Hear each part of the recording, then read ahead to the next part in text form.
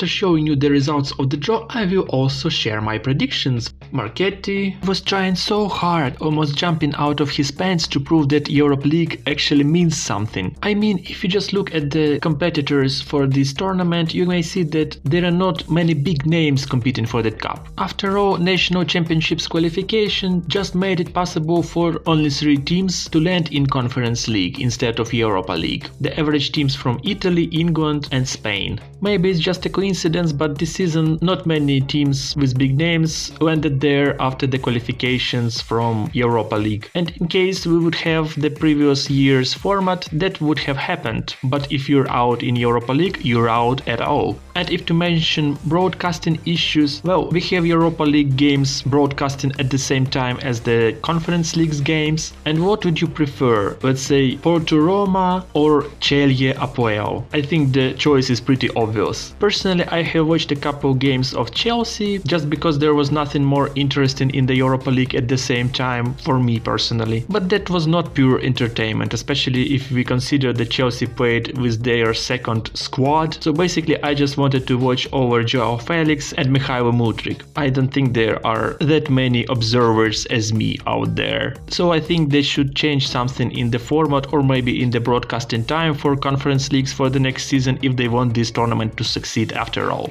Okay, moving on. Jagiellonia will face Cerclebrugge. Honestly, those teams are pretty much the same to me, so prediction will be very much lucky guess, hopefully. Next pair, Molde Legiawarsaw. Molde was seconds away from losing, but still they got to this stage. And Legia is the team that I can tell is not stable for a very long time. You can expect them to win over their opponent with 3 or 4 goals, or just start losing a couple of goals and then trying to make it to the next round. They have a character, yeah, that is true, but it's not an easy thing for their fans to watch their games. And as you can see, both sides look pretty much confident about this battle.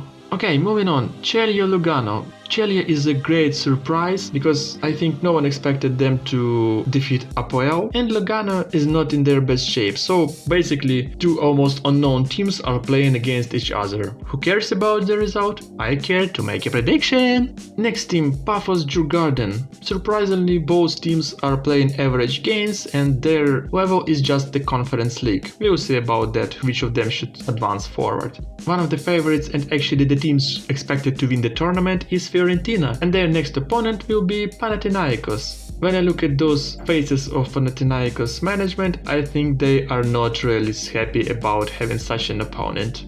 As for the next couple of teams, Rapid may be very much happy to play against Borac, whose representative is Hugh Jackman. Is that you? Why isn't Ryan Reynolds around? Nah, I think that guy can take it all alone by himself. And now just look at those faces of realbetis representative and Victoria Guimaraes one.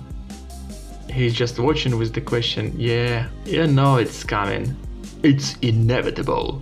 And I don't think anyone wanted to have Chelsea as their opponent, but Copenhagen took the lucky ticket. I wonder how long it would take to bring Mudryk back. Will he play in those games? Probably not. So here are all the pairs of teams that were drawn, and now let's make our super precise predictions. Yeah, of course I think we can just skip to Real Betis versus Fiorentina and Chelsea versus probably Rapid, but let's do it in more detail, shall we? So Real Betis Victoria Guimaraes. Even though Victoria Guimaraes is a great team and they have shown a very great effort against Sporting, I have watched that game that ended in a draw 4-4. I still think Betis will advance to the next round. If you're talking about Jagiellonia and Cerclebrugge, honestly I don't know, I don't care. Both teams look pretty much the same to me, so I will just bet on Jagiellonia.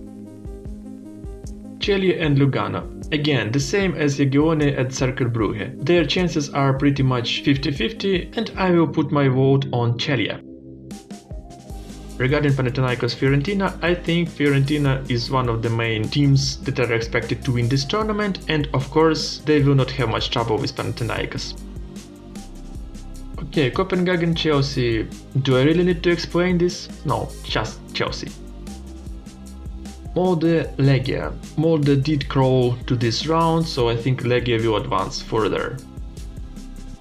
Pafosfc. Their chances are pretty much 50-50, but I will put my vote on Pafos. Boris Banaluka Rapid, Hugh Jackman, sorry, Rapid goes further.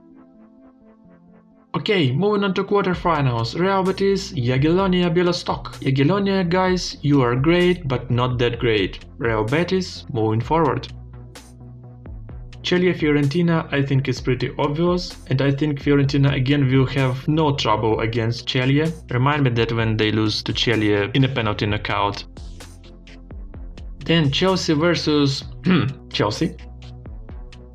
Pafos versus Rapid. I don't think that Pafos is that Pafos that can win Rapid. Even though Rapid is not a super great team at the moment, but I still think they should advance to the semi-final. That's their level.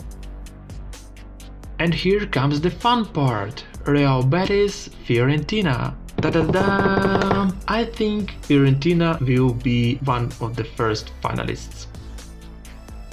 And the second one will be, lucky guess, Chelsea. And when Enzo Maresca is so close of getting his first title with Chelsea, I think they will stand no chance against Squadra Viola. Moise Kean will be the one who will score in the final, hopefully he will make it to the final. And yes, I think Fiorentina will win this year's Conference League. What are your thoughts? Tell me in the comments. If you like this video, hit like, subscribe, any other buttons you may see, that's totally up to you. Thank you for your attention, see you soon and stay happy.